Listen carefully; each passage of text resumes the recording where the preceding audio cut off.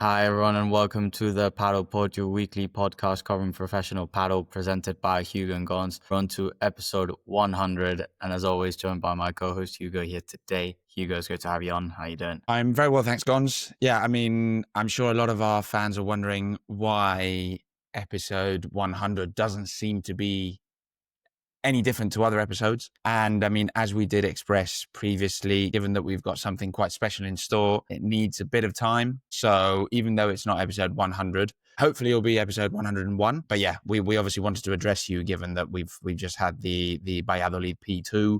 Obviously a great week over there, a very hot week, much like it's currently being across the whole of Spain. But yeah, we obviously had to address you and talk about the tournament. So yeah, special episode coming very soon, right? Exactly. Bonus episode is going to come soon. I mean, I will share that we've recorded it. So now it's kind of more in the editing, production phase of the video. So hopefully not too long to wait for it. I think that you guys enjoy it, and it's going to be a special one. It's going to be something different that we've ever done before. But like Hugo said, obviously we still need to crack on with things because, the Valladolid P2 just happened. Premier Paddle continues. They're not waiting for us to release our 100th episode. So I guess we just got to crack on and give you guys, our thoughts and our views on, the episode. Oh, sorry, the tournament and how things are shaping up. Because, I think we had a very interesting tournament. But maybe, Hugo, I think one of the highlights, I think it's a bit of a sleeper theme that maybe not many people kind of thought about or kind of want to talk about the tournament. But as we usually do at the beginning, we normally give our views on kind of just how we thought the tournament overall went, if we liked it or not. And I want to start with you, Hugo. I mean, did you like overall the Valladolid tournament? Because I have very strong views about this. But yeah, I'll let you crack on. Obviously, I do know about your views, given that we played paddle just last night. And actually, I think it's probably good to talk to our fans about how it went. It was the first round match of a tournament, of a federated tournament here in Madrid.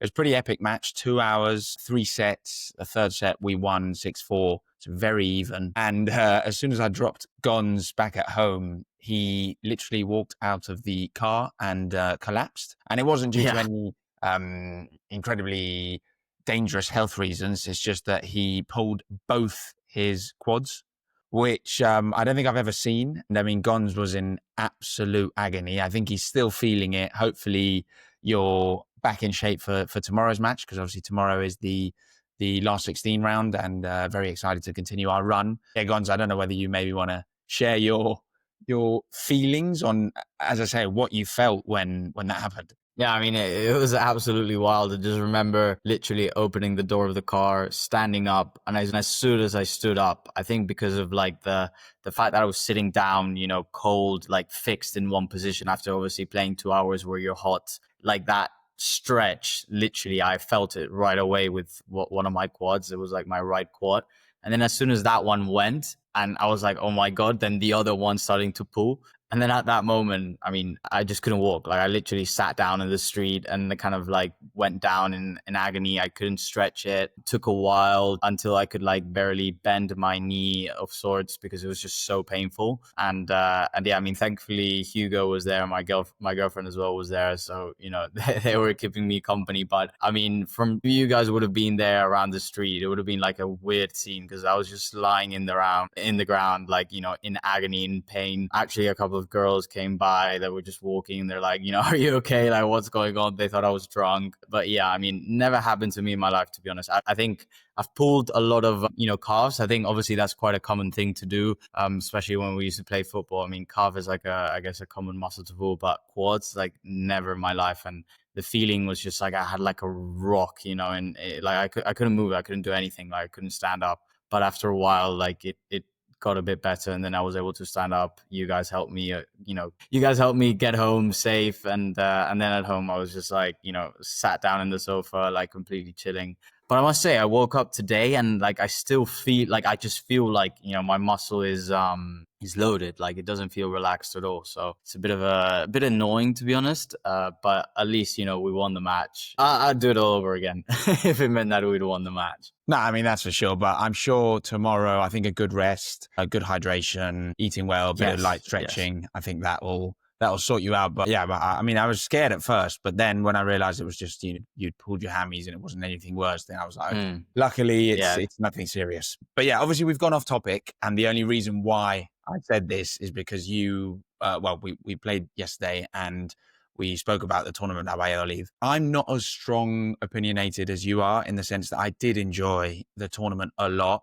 I think there's a lot of amends. Firstly, actually playing the tournament in Valladolid towards the end of June, almost July, I think is a really bad idea, given that it's outdoors and way too hot. I mean, I was actually reading online before, there was a big DJ event scheduled to happen yesterday afternoon, and it was cancelled after 5 minutes due to extreme heat. So how you have to cancel a DJ event where you've got people standing and dancing, but you don't cancel tournaments where you've got players giving it all and playing for 2-3 hours, suffering from the heat. People are just sitting there. Exactly. And even myself, I suffered a heat stroke on Friday, but I don't want to go off topic again. But anyway, way too hot to play a tournament towards the end of June, beginning of July in Valladolid. Just not acceptable. So I think they really have to reconsider. I think they basically have to find a different time to play it, because it's going to be outdoors if it's played in La Plaza de Valladolid. Obviously, it's a super special scenario. So I don't think having an indoor tournament there would make a lot of sense.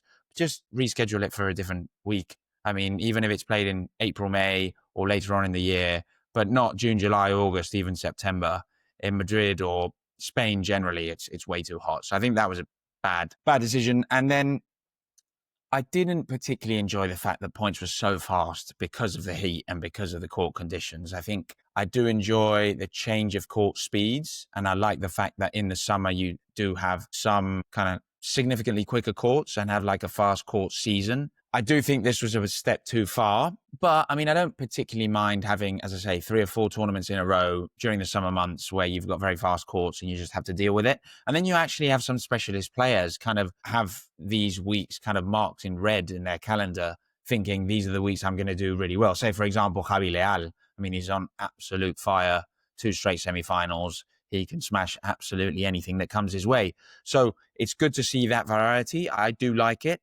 So that's why I'm not completely contrary to having these court conditions. I'm more against just having people have to suffer that heat in the stands and players have to play through that heat. I don't, as I say, it's not my favorite kind of court speed. Actually, funnily enough, I really enjoy slow courts because you get really long points and players have to be really tactical. But that's just my own opinion. I do like change. And as I say, overall, good week, but it could have been better. What about you, Gonz? So I didn't really like the tournament, to be honest. I mean, it's a shame because I do think that Valladolid as a place and the Plaza Mayor obviously means a lot to Padel, and it's a great venue. Obviously, when you look at from the outside, you know, the courts there in the like main square of the city. I think it's an amazing venue. When you hear as well in the middle of the match, you're hearing the campanadas, like the bells, like ringing in the middle of a point. I think it's kind of it obviously is quite nice and it has its beauty to it, but like, I mean, kind of how you mentioned, I do feel like they need to find maybe another place for it in the calendar. I definitely wouldn't take it away. I mean, I think it's an emblematic venue and it's an important tournament. Obviously, as well, home of like, you know, Coello, who's, you know, world number 1. So definitely think that it definitely, you know, it has its place, but must say, like, I just didn't really enjoy this time around, much related to what you were mentioning in terms of the conditions, just simply because like the paddle is just not enjoyable, to be honest. Like, I think I don't mind it so much if you've got little stretches here and there of the season. I think obviously you do have to have a bit of fire. I just don't find it enjoyable at all because points are super short. There's no really any tactic, any kind of thought about constructing points. You're seeing players smashing from absolutely anywhere, and also, like, you know, the way they smash is like completely out of technique. It's like a way, you know, the coach would like never tell you to smash that way when your body is like, you know, with your weight, like you're going backwards, but then you have to smash forwards. Just because like as soon as you touch it more or less in the right place, right time, like no matter how you are, the ball's just gonna fly, and it just leaves like, you know, Also very hard to control the ball. Like so many unforced errors, I felt like, in comparison to when you normally see in like an indoor tournament and stuff. And yeah, it just I find it hard to understand, like, oh, is this pair actually, what are they doing? Are they actually better? Like kind of hard to analyze the games because it just goes so fast and the points are just super similar. I don't feel like there's much tactics going on. And another thing as well, kind of related to the broadcasting. I don't know if you saw or you felt it, but for example, court 2, I believe that was like, like trees and stuff. Like when there were matches kind of in the early afternoon, I thought that it was so hard to see the ball. Like the reflection on it was just terrible. So also from a broadcasting kind of like point of view, you can't really follow the ball. Like what's the point, right? Just really hard to see what the players are doing. So it's interesting because like in a way I understand obviously Premier Padel wants to go to like iconic places and, really nice courts and stuff. But at the same time, that feels kind of secondary to me. Like at the end of the day, some of the best tournaments that we've watched are the ones that are indoor, where the venue itself, you're like, there's nothing special about it, but the level of the paddle is so high. And sometimes I feel like they're prioritizing the wrong thing. Like obviously you need to prioritize that the product, players, people go there to watch like players play paddle. And I just feel like in some of these kind of venues that are like, oh, they look super nice or whatever, like sometimes you get issues with the broadcasting conditions. So I don't know. I just feel like this year they really haven't found that balance, and hopefully maybe this is like it's a learning. Like obviously this is all learning curve still. Prem Paddle's quite early on in their career as like the main tour, but yeah, overall I didn't enjoy it as much for all the reasons that I just mentioned. No, I mean, it's a good point you make about the broadcast and not being able to see the ball properly. I mean, I think that just damages the sport from a spectator point of view. Maybe even players are suffering because if we don't see the ball well, maybe they're struggling to see it, and that's obviously gonna make the matches worse. So I think it's really important. I mean, we've been big advocates of the fact that paddle should be mainly played indoors because the level is just significantly higher. But we've also said that it's good to have outdoor tournaments and different court conditions. But I think you've got to make sure that if it's going to be an outdoor tournament, everything's going to be run really well. The conditions can't be too hot, too cold, too humid, have the risk of rain being involved. I mean, there's always going to be a slight risk, but I think you've got to be strategic in terms of the months and the moments when you're playing these tournaments, because no surprise that it's unbelievably hot in Spain towards the beginning of July and of June. That's obvious. So that's something they should have known. On the other hand, if they organize a tournament beginning of June and it rains, hey, well, that is completely random and it shouldn't happen. So what I'm saying is they should try to have a bit more of a think when putting together the calendar. And we've shared our concerns regarding that, but I think maybe moving on, go for it. Yeah, let me just give you a quick point, because just to give everyone a bit of background, I work at Fever, which is kind of like, very much into live events, and kind of one of the things that I actually think is quite similar that's happening with Premier Padel and kind of what sometimes happens with us at Fever is that it doesn't feel like they structure the calendar in the way they want. It almost feels like I'm just going to the places that are available. So it sometimes happens with Fever as well, right? Like we have an idea of an expansion plan of like, we want to take this thing to this country and we want to launch it, in this timeline. Then we want to take this, immersive experience and tour it in this other country and this other place and this other city. And sometimes it doesn't happen because actually that's, the venues and the places that are available come, maybe another city comes up and it's like, oh, actually I've got space for the, timeline and the months that you want. So, sometimes I feel like with Premier Padel, it's almost like they're just going to the places that are available that tell them like, yeah, actually you can do this event, this time right now. And Premier Padel is like, oh, I have a space, there because I already have a tournament, the week before. And it just kind of feels like they're not like planning that well. No, agreed. And I'm actually just thinking ahead very imminently. I think we've got the Malaga P1 coming up, not next tournament. Obviously the next tournament is where is this week's tournament? Is it in Brussels? Bordeaux, sorry. Yeah, Brussels already happened. So we've got that this week, but then mid-July, we've got P1 in Malaga. Now that's going to be an absolute scorcher. I mean, it couldn't be a worse time to organize something out there. So if it's outdoors, I don't know whether it is, but if it's outdoors, that would be a mistake. That's the kind of example that I think this one will be indoors. I believe last year was indoors. I mean, well, yeah, that makes sense. So anyway, I think we've shared our complaints, our fair few complaints regarding well, the organization and specifically the Valladolid P2. As I say, I'm not as negative as you've been. I did enjoy it. And I think one of the reasons why I enjoyed it, probably the main reason, is because we saw a final that probably a lot of us weren't expecting. And that is because Lebron and Stupa finally, well, I'd say broke the door down in the sense that they managed to beat Chingalan, who are probably their most immediate competitors. I know they want to compete against Coello and Tapia. They've actually already beaten them once this season, but they hadn't beaten Chingalan. And actually, Lebron Galan's head-to-head since their split was 5-0 for Galan. So this is Lebron's first win. And I think it probably makes sense to kick off talking about that semi-final encounter, right, Gonz? I mean, do you maybe want to share your initial thoughts? Yeah, no, I think this is definitely the kind of highlight, I would say, of the tournament, maybe alongside Leal and Guerrero making another semi-final, which is obviously quite interesting. But yeah, finally, Lebron and Stupa kind of breaking that barrier, beating Chingalan, and obviously Lebron kind of beating Galan since, for the first time since the breakup, obviously huge. I thought that the match was kind of similar, to be honest, to what we saw in Rome. Just the difference that I felt like in Rome, the conditions changed, and obviously that gave a massive edge to Chingotto and Galan. And this time around, the conditions didn't change. It was still super hot. So Lebrón and Stupa were still able to smash, throughout the whole game. And obviously that, I think, works a bit more on their side, on their favor. But even though they did win, and obviously, huge for them, I'm not gonna lie, I didn't particularly enjoy it, just simply because, or I don't think so much of it.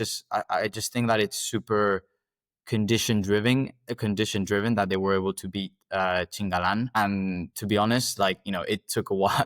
I thought for a moment that they were going to throw the match away, and to me that's kind of the main thing that I took away from this tournament from Lebrón and Stupa, which we also saw in the final, how I thought Lebrón and Stupa had a edge. They could have taken the first set, and then they ended up losing the first set.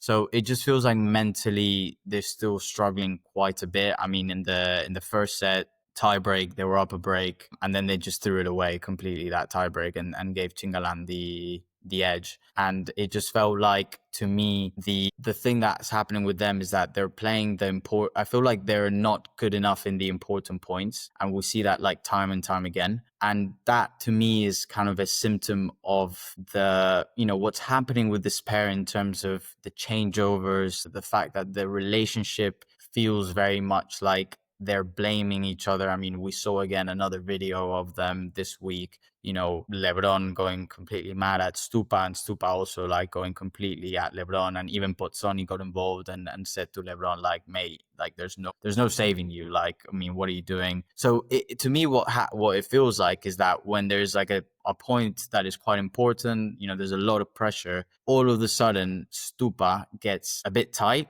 and that causes the unforced error. And I just feel like this is kind of what's hindering the partnership. I don't know if it feels like to you, but to me, when I see Stupa play now alongside Lebron, and I don't think that this was before the injury. I don't know, maybe it's also related to the injury, and maybe that he doesn't have much confidence. But a lot of the times it feels to me that I see Stupa playing quite tight. And I feel like a lot of it is due to the fact that Lebron is applying so much pressure to him to, get the point, don't miss. And ultimately that's what happens. And they lead to, it leads to them essentially not doing as good as they should in important points. No, I mean, I think there's definitely a side of me that sees that. They, as you said, they were serving 5-4 in the deciding set to win the match. They completely threw that away. And when you analyze those points, that was mainly Stupa making unforced errors or making the wrong decisions and enabling Chingalan to win the point by leaving a short lob or playing a volley that wasn't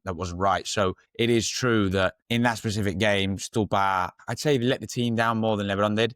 And I think it has happened during recent weeks where we've said that Lebron has been the better one in the pair. He individually looks like he's very close to his prime, really. I mean, obviously it was a very easy week from a smashing perspective, but I think he was super efficient with his smashing, even though it was easy to smash. And I think he won the big majority of his smashes, whereas Stupa, he did as well, but I think he was a little bit more hit and miss. So what I'm trying to get to is I do think that Stupa's level is probably slightly below Lebron's right now. And I do see what you're saying regarding Stupa. He's always been such a confident player, and now he just seems to doubt a little bit more whether he should go for the smash or not, whether he should go for that volley or not. He kind of second thinks himself, and that could be due to Lebron's personality and character and how much pressure he puts on the pair. On the contrary, they've finally beaten Chingalan. I think Stupa knows that I wouldn't say his only hope, but given that Coello and Tapia won't be splitting anytime soon, and given that it seems that Chingalan won't either, I do think that Lebron is Stupa's only hope to compete against those pairs. So I think he's almost kind of resigned to put up with Lebron's personality and ego to be able to challenge those pairs. I don't see him teaming up with anyone else beyond Lebron and being able to challenge them as easily. So, I mean, I guess we should give not Lebron credit, but the pair credit in the sense that even though the court conditions clearly favoured them, and obviously having, in that semi-final, you had Stupa and Lebron who can both smash, and Chingotto and Galan who Galan can clearly smash. Chingotto did smash a lot throughout the week, but obviously it's not his preferred style of play. So these court conditions and this speed and the heat favoured Stupa and Lebron. I still think that they're probably a few steps behind Chingalan when you're looking at more intermediate/slower courts because their patterns of play aren't as clearly mapped out. And again, given that Lebron and Stupa are so attacking minded and so risk prone, I think fast courts benefit them. And I think that's the way they beat Chingalan.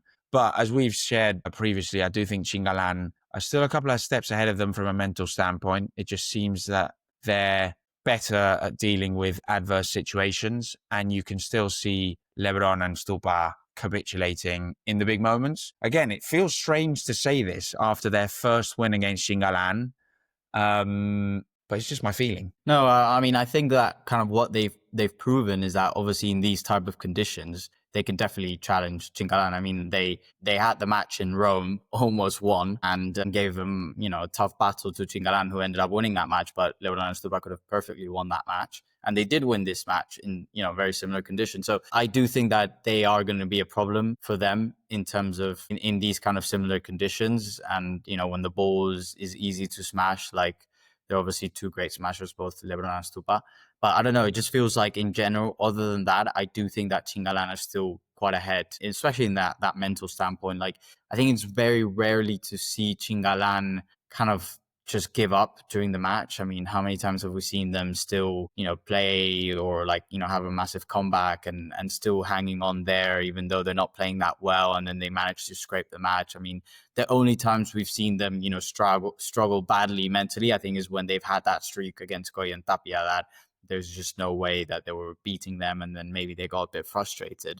But against any other pair, they're always super solid, and I just think that Stupa and Lebron are still quite not there yet. And I also think that we saw that in the final.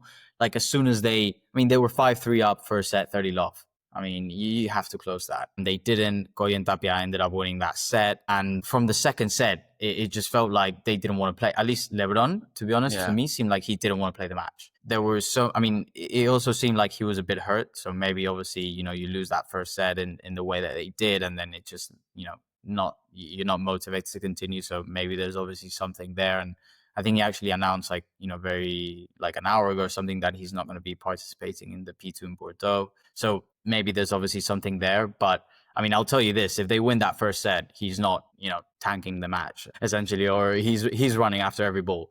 So it just feels like in those moments that things are not going their way, or, there's a bit of extra pressure on it. They're still not at the level of Chingalan or Coki and Tapia, which I think they obviously, if they want to go and challenge that, they need to go at that level, because they obviously have the paddle.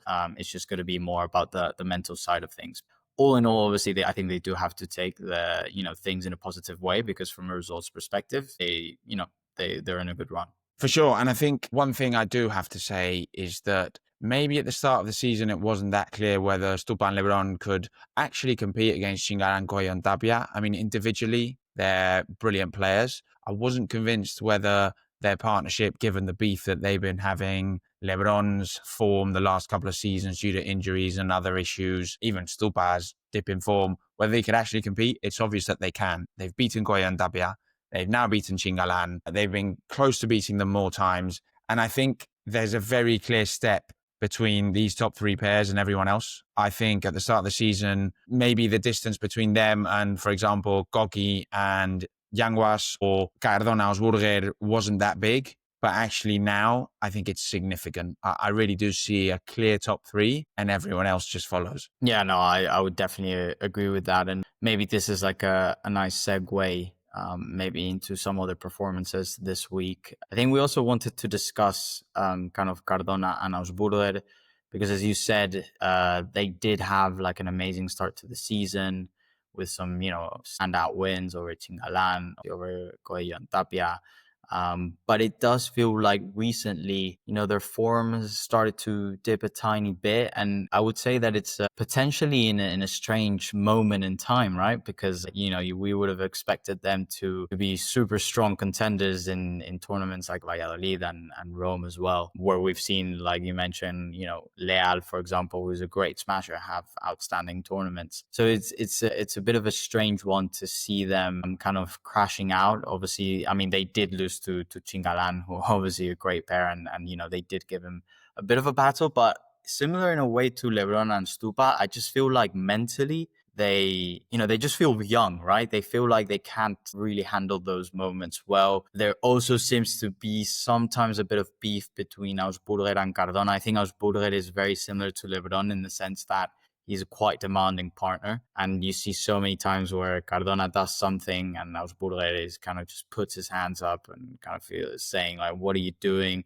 I remember a point in particular where I think Augsburger goes all the way to Cardona's side to smash. And then I can't remember who it was, or Galán or Chingotto just like gets a smash and plays a volley to kind of the other side. And Cardona is still on his side. And Augsburger is kind of like, what are you doing? Like, you should go to the other side. But I don't know, it just felt like super messy. Sometimes it feels like Augsburger goes too much to Cardona's side, like excessively. So I don't know, just something there that maybe also other pairs have figured out how to play them. But yeah, I don't know. What do you think about their recent performances? Yeah, I mean, personally, and as I say, this is just my own opinion, I'm not worried about their partnership. Not that I don't think they can split if they suddenly get a call from, well, I think most likely they would only really split if they got a call from Coki and Yanguas. And I don't know whether they'd be better off teaming up with the respective partners. But yeah, I mean, I don't think they team up with any players below them from a ranking perspective. But what I'm saying is I'm not too worried about the performances in the sense that I do think their early exit in Rome was a shock, particularly against Campagnolo and Sacher, who had announced that they were going to split. But it is true that both Campagnolo and Sacher are big hitters. They've both got a smash. I mean, Sacher is huge. And that match was very tight. I mean, I think it was a 7-5, 7-6 or a 7-5, 7-5. Very tight match. I think it can happen. And it's probably been their only big defeat or surprise defeat this season. Then when you actually look at this week's performance, I mean, I think they got to the round that we thought they were going to get to. And were they favourites against Chingalan based on the conditions? I thought it was very even because Chingalan are obviously a better pair from a playing perspective. They're better from a mental standpoint. But these court conditions were very, very favourable for Cardona and Augsburger. So I think it was very 50-50. And hey, you go out in 2 tie breaks, 7-6, 7-6. Don't think you can complain a lot about their performance or really have that many doubts. I do agree that when you look at the style of play specifically, I am slightly concerned about Augsburger going and covering maybe 70-80% of the court when rivals play a high lob, because Cardona is unbelievable with his smash. And actually very effective with it. He doesn't really go for stupid smashes, or not as much as he used to. So I think he's been prolific with his smashing this season, to be honest. And I think some of the big matches and some of their big wins, for example, against Chingalan early on in the season, even against Coello and Tapia, Cardona has really led the pair from a mental standpoint. I think he's actually been better than Augsburger from a mental standpoint. And he's really delivered those smashes during the key moments. So I don't think that Augsburger should cover as much of the court. I mean, when we saw that point that you just described, I was like, what are you doing on that side? And the worst thing is that he looks at Cardona in a weird way. It's like, mate, you've ran into the side of my court and we've lost the point because of you. What are you even thinking? Why? I mean, I'm 0% to be blamed for losing this point. So I do agree. He's actually quite similar to Lebron in the sense that he loses his head a bit, which I think is a little bit concerning. But as I say, I mean, I think they're a sensational partnership. They're climbing the rankings. They have the handicap of having to face one of the top 4 pairs very early on in the tournaments. I mean, from the quarterfinals rounds onwards. And actually, if I'm not mistaken, they've basically never faced Yanguas Coki. They've only faced the top 3 pairs in the quarterfinal round, who were obviously a step above Yanguas Coki. So they've had tough draws. So yeah, in my eyes, hey, could they have beaten Chingalan? Yes. Should they have beaten Chingalan? I think it was very 50-50 and it just wasn't to be. Yeah, I just feel like compared to the beginning of the season, it feels like now their game style it just feels a bit more disorganized than it was at the beginning of the season. I don't know, it's a bit strange. And I think a lot of it has to do with how Augsburger is playing and eating into Cardona's side of the court, which is strange because obviously Cardona is basically a very similar player to Augsburger it is on the other side, big smash, great volleys, just wants to eat basically at the front and stay at the net constantly. So I don't know, it just feels like at the beginning when they were able to get these wins, they were actually and I think it's something that we mentioned at the beginning. It was like they were playing surprisingly in sync. Like you were like, wow, this is strange because obviously these are 2 players that are, I think in their nature, they're very chaotic players. But they were able to play in a way that kind of both of their strengths would show. And now it feels like they're reverting a bit towards, things being a bit chaotic. Who's covering the middle? Who's not? When does one come in? When does not? And they're leaving a lot of spaces open. So we'll see. I mean, I think obviously still a partnership with great potential, but we've discussed in the past how we both feel like, they could easily split in the sense of getting a phone call from one of the top players because both of them I think are very attractive assets for the top seeded players. So we'll see, but yeah, I mean, still, like you said, they did go out eventually to Chingalan with a 7-6, 7-6. So still nothing to be ashamed of. And maybe lastly, I also wanted to discuss maybe the breakthrough partnership or pair, Leal and Guerrero having another standout tournament. I mean, what a rise from Leal, who at the beginning of the season was, completely a miss. Yeah, I mean, he's just an absolute animal, right? I don't think I've seen many players be as confident as him when he, for example, returns a serve and literally blasts forward. I mean, he reminds me a bit of like Coello, a little bit like Galan. Galan was definitely doing that against Lebron Stupa. Actually, what we didn't talk about was when Galan... Yeah. Do you see when Lebrón and Stupa was serving? Already at the net. Yeah, he was already at the net. It was amazing. And I think some people probably don't know that that's actually legal. So you can stand, if you're not the receiving player, you can stand at the net. I mean, very risky move, obviously. But yeah, basically going back to Leal, incredibly confident. His smash is, I mean, is it within the top 5 on tour? I think it could be, being honest. It could very much be in the top 5 on tour. He can smash from anywhere as well. Sometimes he goes for the flat smash. A lot of the times he goes for the topspin smash. I mean, we've seen him literally run to Guerrero's side and smash next to the sidewall of Guerrero's forehand side and still absolutely blast it. So yeah, I mean, he's on fire. And I think Guerrero is probably the perfect partner for him in the sense that he's very safe. His unforced error count is very low. He's very good at doing that switch play. So when Leal goes for the smash behind Guerrero's very keen and eager to switch sides and get close, tight to the net and go and block. I think he's got a great backhand volley. And he himself can also smash. I mean, we've seen him go for a lot of smashes throughout this week and also in Rome and I mean, do so prolifically. Yeah, I mean, 2 semifinals in a row, unbelievable. I do think, hey, we do have to hold our horses because these courts definitely benefit them, particularly Leal. I think Leal is going to suffer on slower courts for sure because his smash is his biggest weapon and he won't be able to use it. And B, they've been slightly favoured with the draws in the sense that they haven't had to face any of the big dogs as per se, the top 3 pairs.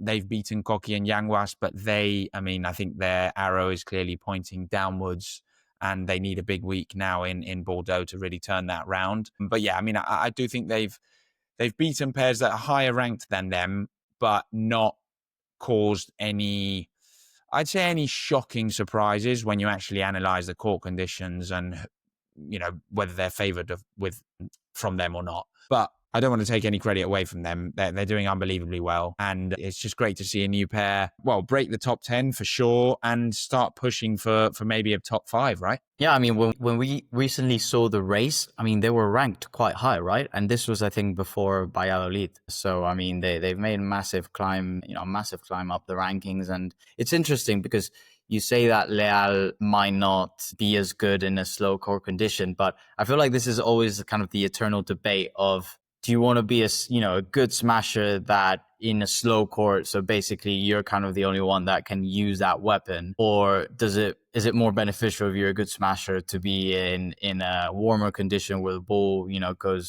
flies a lot higher, where maybe then everyone can use the smash? Obviously, maybe not as good as you, but for example, Chingotto, we saw him actually like smash quite a bit, and he wasn't too bad himself. So it's interesting. I don't know. I still feel like he could, they could definitely do a lot of damage on slow courts. I think what's amazing about Leal is that we also don't realize how young he is. I mean, I think he's 21 years old, if I'm not mistaken. So still got a massive, way to go in terms of his career. And I'm sure that he'll develop. And another thing that's amazing that I always find amazing about him is that the fact that he's 175 and he has like that good of a smash.